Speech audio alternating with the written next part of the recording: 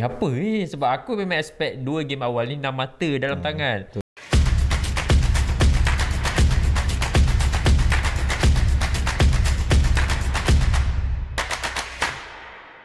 Hello, hai, Assalamualaikum. Selamat petang semua pada fans Harimau Melaya. Hari ni sembang kencang kita akan bercerita. Selalu aku banyak cerita pasal EPL, player-player EPL, coach, panggil fan borak pasal kelab-kelab negeri. Tapi hari ni special. Aku macam terasa semalam punya excitement sangat gila bila aku tengok kita comeback tu. Aku rasa macam aku punya episod sembang kencang ni aku nak cerita pasal review game semalam So aku terpanggil.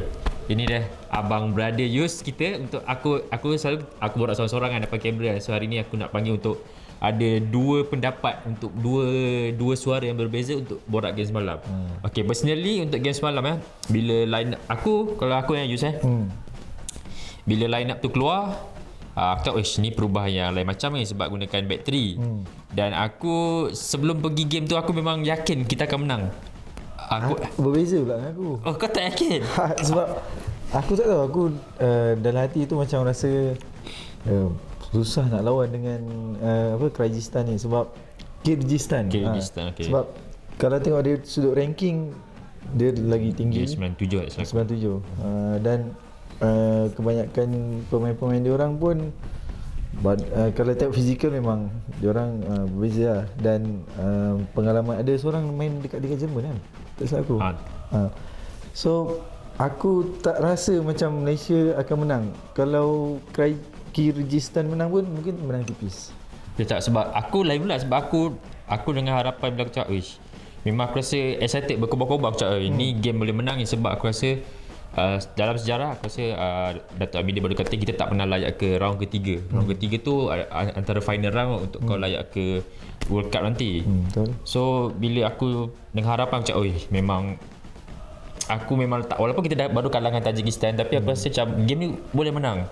Okay, bila kita just first half bila kita pun pergi aku tengok first half bila line up tu keluar, main back tadi aku cakap ni satu kelainan dia buat ni nak mainan. Dia letak Matt Davis dengan Kobe Ong sebagai wingback. Ya, betul. So bila main aku rasa 10 minit pertama tu, bukan 10 minit pertama 20 minit pertama tu Malaysia all out attack. Aku rasa berapa banyak dah gol, dia cool goal, ada nak kata banyak peluang dia, bukan peluang dia macam control game. Peluang tu banyak kali masuk dalam final kotak di Kyrgyzstan. So aku cakap asal tak kill the game je ni, ada 1-0. At least boleh tambah satu gol lah. Satu gol lah sebab aku rasa 3-4 peluang kita ada kat situ. Sebab bila aku tengok first half Kyrgyzstan ni macam tak ada main bola. Sebenarnya aku terkejut ranking 97 macam asal main macam ni. Diorang control ball pun biasa-biasa dia macam sit deep, counter, sit deep counter macam Tajikistan. Yang aku perasan bila first minute tu start, kita attack sampai dapat gol minit ke-7 daripada tandukan Dion Koso. Aku nampak memang Kyrgyz dia tak boleh adapt dengan tactical Kim Panggon tu bila dia main back 3. Lepas tu Corbin dengan Matt Davis dia handle, dia boleh macam mana Kyrgyz tak boleh nak main bukan Kyrgyz tak boleh main daripada start, daripada bawah. Daripada goalkeeper dia try buat tapi kena press dengan Arif Aiman dengan Miki. Jadi dia try buka kat tepi, tapi ada Matt Davis dan Corbin Ong. Kat situ aku tengok tactical dalam 20 minit pertama tu memang Malaysia control. Cumanya yang aku nampak bila Malaysia dah gol 1 dan control the game, dia jadi macam relax. Kita attack, kita control game, tapi nanti relax dulu. Tapi itu yang memakan tu sampai diorang comeback dulu. Dia dapat Kyrgyz dapat skor 2 gol dalam masa 2 minit. Sebab masa first goal tu aku tak salahkan Shihan. Sebab aku sebelum ni antara yang bukan kritik dia, mungkin sebab macam dekat JDT dia dibantu dengan defending world class. Betul. So kalau nak tengok Shihan diuji dekat ACL je. Sebab kita tahu game ACL lawan Ulsan tu dia perform gila. So bila aku tengok aku rasa dua kali ke dia terpis sebelum gol pertama tu, aku macam muskil sebab kita tak ada kat tempat dia. Sebab aku rasa yang shooting pertama tu macam dia dah boleh tangkap sepatutnya daripada pandangan mata kasar aku. Tapi kesilapan kedua aku rasa siapa? Aku rasa Dion Kool dah terlepas. Yang mana? Yang gol kedua ya. Tandukan dia tu tak kena. Dia dah lompat tapi striker dia tu lagi tinggi sikit sebab dia dah buat header. Auto play belakang, play wing lari lah. Gol kedua tu daripada player Kelantan United, Ernest kalau tak salah aku. Dia main Kelantan. Aku sempat interview dia semalam. Okey, bila lepas Malaysia gol 2 tu, aku masih lagi optimis tau masuk first half. Aku cakap okey, tak apa, boleh comeback ni. Aku cakap ni sebab aku masih lagi percaya yang gameplay Malaysia bukan macam dulu long ball. So bila masuk second half, aku tak tak ada, aku expect ada perubahan yang akan dibuat dalam line up. Tapi aku tengok Kipanggun masih berani pakai yang sama. And then aku macam kita pun lepak kat media zone kat situ atas, kita layan lah. Aku tengok bila start gol ketiga tu, aku rasa aku memang down gila. Aku serius, aku macam what the fuck ni, apa ni? So, aku rasa stadium tu semua senyap tiba-tiba. Betul. Lepas gol ketiga, semua masa gol ketiga tu macam apa? Dia sunyi. Aku tengok media pun semua sunyi, semua wartawan semua terdiam. Dia macam all of a sudden tiba-tiba gol ketiga, kita macam kita tengah attack ni. Tapi dia counter. Aduh. So bila dah gol ketiga tu kan, bila aku memang down gila. Serius, aku rasa macam apa ni, sebab aku memang expect 2 game awal ni 6 mata dalam tangan. So bila dah gol semua diam lah. Tu aku macam bila dah lepas tu diorang buat 3 pertukaran. Tapi still lagi aku rasa dalam 5 lepas diorang gol tu, diorang still main control, pegang game. Dia bawah macam first half tadi nampak macam diorang tak reti main. Aku rasa part of the tactical dia punya coach juga. Macam first half ni kita relax, sikit, nampak kita macam tak reti main. Second half kita all out. Aku terkejut dekat situ lah sebenarnya. Apa pendapat kau? Aku paling aku kagum sebenarnya daripada player Kyrgyz ni yang nombor 17 tu, winger kiri. Winger kiri dah baik. Daripada first half dia ayamkan serangan. Ayat bukan serangan. Ayat bola ayamkan. Dia ayamkan Matt Davis dan Dominic Tan. Dua orang tu yang gol pertama tu punca daripada dia. Betul, sebab dia dribble kat tepi tu. Dia dribble dan dia shoot. Shihan tak dapat tangkap kemasan. Dan beberapa kali dia daripada gol ketiga Ketiga pun daripada dia juga atas laku. Jadi skill player nombor 17 ni memang aku macam dia ni memang power gila. Dia main mana kan. Sebab dia tak besar dan dia kecil. Dia laju dan licik lah. Dan aku rasa kalau penggerak utama dari segi serangan Kyrgyz tu daripada dia. Okay. Dan bila masuk second half tu, kita baru nampak Kyrgyz yang sebenar kan. Sampai dia dapatkan gol ketiga tu, aku dah nanti memang pada awal tadi aku cakap rasa Malaysia susah nak menang kan. Dan benda tu menepati ramalan kau ramalan aku bila macam betul lah memang susah ni. Tapi bila Malaysia dapatkan gol daripada Arif Aiman, dia lembat daripada tepi dan gol sendiri kan. Itu aku macam okey, kita ada boleh comeback. Ya betul. Bila lepas 3 pertukaran yang dia buat tu, aku ingat dia ubah formation tau. Dan aku tahu dia orang masih lagi menggunakan back 3 lah. Macam Kipanggun masih menggunakan back 3. Dan aku rasa bukan back 3, dia masih menggunakan back 3. Dan aku nampak bila Akyar masuk, dia banyak guna 3-5-2. Dia letak Akyar dengan Paulo sebagai striker kat depan kan. So aku rasa benda tu menjadi. Dan gerakan Arif Aiman gol comeback. Bila dah dapat 3-2 tu aku cakap okey, lega. Aku cakap lega. Bila dapat 3 sama tu, gol ketiga dia orang gol tanduk kan. Okey, tu aku tahu game dah rancak. Dulu pun ada serangan kan. Balik saling balas serangan. Lepas tu aku keluar kejap hantar back sebab our end again nak buat reaction kat luar. Minit 88 aku hantar back kat orang kat luar. Dan during dalam 7 minit tambahan tu, aku rasa magic moment. Bila dia gol, aku rasa sepanjang aku hidup, aku rasa ini aku tengok dekat stadium yang goosebump comeback yang goosebump sebab the best game aku rasa the best game kat stadium sebab aku rasa sebelum ni pun kita ada comeback lawan Indonesia yang Sumareh gol 2 dekat Stadium Indonesia masa kelahiran World Cup juga 2018. So untuk kali ni, untuk aku tengok depan mata memang goosebump. Aku emotional gila kau tahu sebab kat media zone tu apa ramai bangun kan. Celebrate tu gila lah. Dia masalahnya bila gol siapa? Faisal Demiki, semua bangun betul-betul. Daripada yang duduk atas, duduk bawah, ultras, media, semua bangun. Aku tengok yang VVIP pun semua bangun betul-betul. Sorak. Memang siapa yang tak datang tu rugi sebab aku rasa ni game yang comeback yang dia lah. Sebab ni kelayak World Cup bukan kau main Piala AFF ke Sukan C lah. So aku rasa something yang sampai aku tengok Kipangun sendiri dia loncat tak pernah aku tengok Kipangun lompat gila-gila. Kalau siapa perasan tengok Kipangun lompat gila-gila lah. So sebab kat PC pun dia kata dia tak suka game macam ni sebab senaman jantung lah kata. Attack punya game kan. So okay, secara overall lah kita tengok of course kalau man of the match official Dion Cool dia dapat atas padangan. Tapi untuk aku sendiri mungkin untuk game malam ni aku berpendapat mungkin Faizal Halim sedikit tenggelam. Tapi magic moment yang dia tu dia sebab magic lah, sebab kau last minute kalau tak ada ketenangan nak sepak tu tak boleh juga gol tu kan. So dia boleh timing dia bila aku tengok replay balik kan. Timing dia nak masuk ke depan dalam kotak bila Arif Aiman nak tolak itu nak timing tempat ada macam intipati antara dua tu lah. Sebab macam review aku ke aku punya show aku cakap selalu sembang kencang Arif Aiman Miki dia memang tu key player kita dan pace yang terbaik lah. Tempat tu memang dah di lock. Sebab dulu sebelum zaman-zaman aku tengok bola, aku rasa ni zaman aku mungkin berbeza dengan korang kan. Mungkin ada berbagai peringkat umur kan. Aku dulu dah excited dah tengok zaman Pawi dengan Akia main kat wing. Tapi bila diorang ni aku membuatkan aku lebih teruja sebenarnya. Betul. Dan Arif Aiman ni dia tak tahu ni pendapat aku sepanjang aku tengok bola dah 30 tahun aku hidup ni. Dia memang another talent lah, another level lah. Serius lah untuk pendapat aku sendiri lah. Dia berbeza macam apa yang bila kita tengok sebelum ni orang katakan Nazmi Faiz is the best talent yang kita ada kan. Sebelum ni kan. Bila dia masuk FC Berama. Umur 17 masuk umur 17. Tapi tu sebab dia sama umur dengan aku. Sama nak SPM, aku nak SPM 2011. Dia pergi Sukan C. Masa tu lagi 3 minggu nak SPM. Dia pergi Sukan C, bawa Datuk OKC bawa dia. Time tu dah excited gila tengok dia. Sebab sama umur kan. Sama umur. Bila dia masuk Berama, kita jadi masa excited. Malaysia masuk Liga Portugal kan.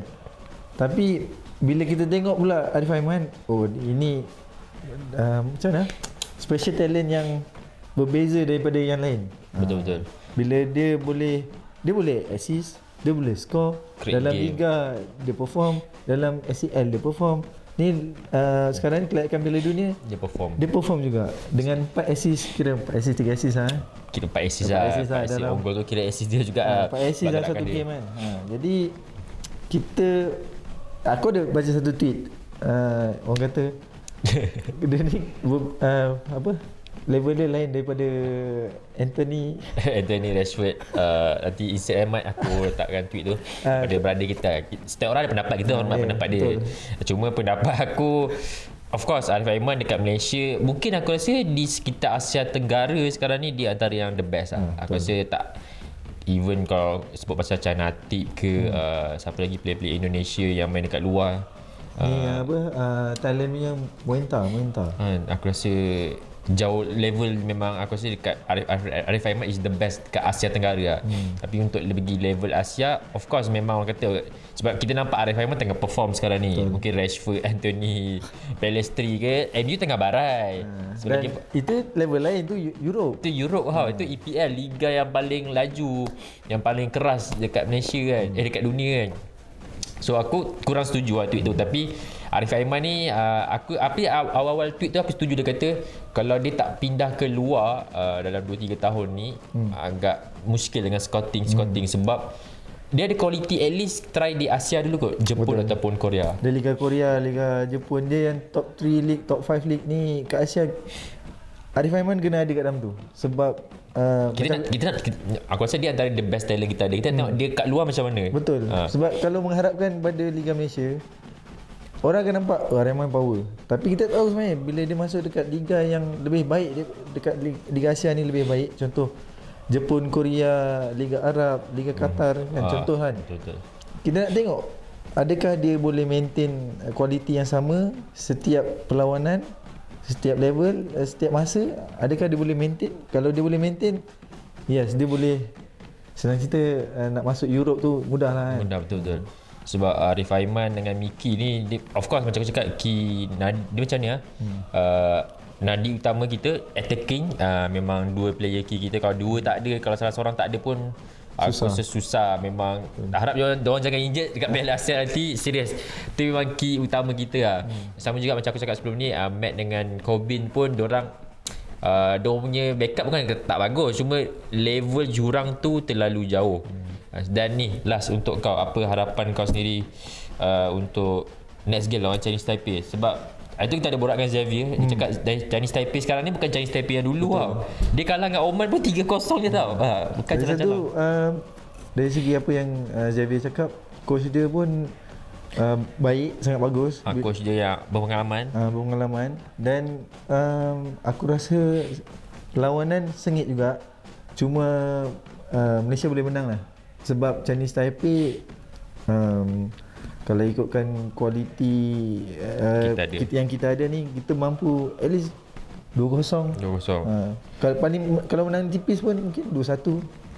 Okay, kau last, adakah kau nak guna line up yang sama atau ada apa-apa perubahan yang kau nak buat?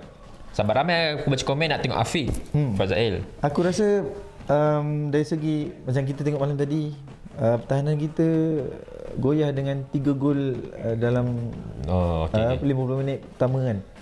Aku rasa bahagian tu yang paling crucial untuk kita baiki lah. Dan at least dua midfielder yang kita turunkan tu, Brandon Gunn. Macam contoh, aku ulas sikit yang Brandon Gunn dengan siapa? Stuart Wiklin. Pada 20 minit pertama tu untuk game, aku rasa diorang kontrol baik lah. Kontrol baik. Diorang boleh potong bola, diorang boleh berebut, diorang naik sama, turun sama. Cumanya bila yang selepas gol pertama Kyrgyz dan kedua, dia dah start long line lah. Cuma mungkinlah untuk lawan Chinese Taipei ni peluang untuk Afiq Fazail merebut tempat dalam kesebelasan utama, ataupun at least dapat main sebagai sub ke di second half ke kan. Sebab kita tahu kualiti Afiq Fazail ni dari segi dia punya stamina, dia punya kesungguhan bila nak dapatkan bola. Kalau kita tengok pada game JDT JDT mainan dekat ACL, dekat Liga Super, Afiq Fazail ni regular name lah. Aku rasa dia tak ada masalah untuk adapt international level sebab di ACL pun quality game berbeza kan. So aku rasa betul juga, aku nak tengok kat at least second half Afiq Fazail dapat main lah. So prediction kau apa? 2-1. Aku rasa 2-1 tak pun 2-0 lah. Aku pun rasa tak ada menang besar, sengit juga sebab Oman yang power pun menang 3-0 je. Macam kita tengok negara-negara jiran kita yang lain kan. Indonesia pun kalah 5-1, Myanmar kalah 5-0, Singapura kalah 5-0, Thailand kalah 1-2. Vietnam je menang sebab dia lawan Filipina tak silap aku. Satu grup kan. So untuk aku pun aku rasa prediction macam kau juga, ada macam tipis sama ada 2-0 atau 3-1. Tapi ada gap 2 tu. Betul. Ada takkan 2-1 atau 1-0 lah. So thank you guys. Ini borak-borak santai untuk aku punya sembang kita. InsyaAllah nanti aku rasa aku akan panggil you lagi untuk lepas game Chinese Taipei hari Selasa. Mungkin hari Rabu kita akan buat review macam ni juga untuk sembang santai. Sebab sekarang tengah international break, why not kita support Malaysia, cerita pasal bola sepak Malaysia. Tu yang paling penting. Aku tahu ramai yang kritik antara player-player kita yang tak perform lah ni. Macam cakap, nak mengkritik jangan sampai menghina. Sebab of course diorang pun manusia. Of course sometimes tu adalah kesilapan yang orang buat. At least kita jangan downkan moral diorang sebab diorang tengah ada momentum baik ni. Cuma bila aku tengok pada PC malam tadi dengan Kim Panggon, aku tengok Kim Panggon ni karisma dia sebagai seorang coach ni macam ayah. Dia macam ayah dengan anak. Sebab dia sendiri cakap dari segi taktikal dia tak bagus mana. Sebab dia ada tactical coach, jadi dia akan refer pada tactical coach ni. Cuma dari segi human management, dari segi dia, aku tengok dia macam orang kata Sir Alex, macam Jose Mourinho. Bila dia pandai manage emosi player, dia tahu macam mana kau nak handle.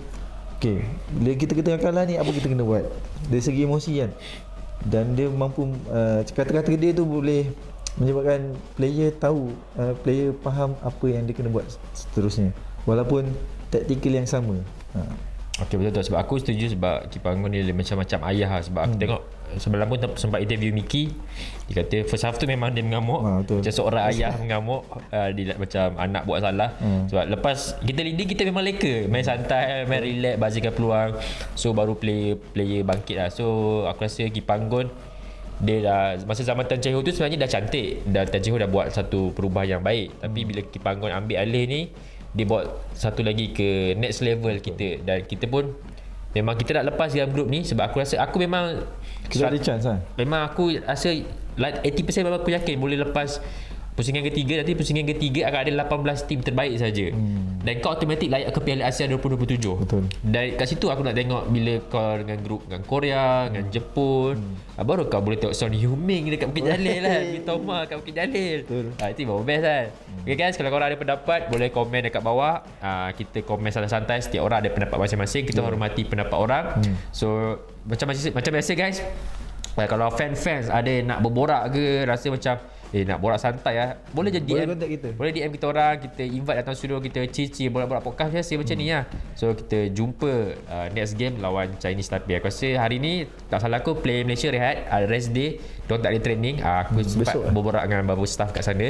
Ada orang Kipanggun bagi rest day lah, kau mungkin boleh keluar dengan family ke makan kan. So esok diorang start training balik. Dan esok kita akan ada satu post lah, video macam biasa, video diorang pergi training dan interview siapa player yang Kipanggun bagi untuk interview. Okay, so kita jumpa next video akan datang. Ciao guys, bye bye, Assalamualaikum.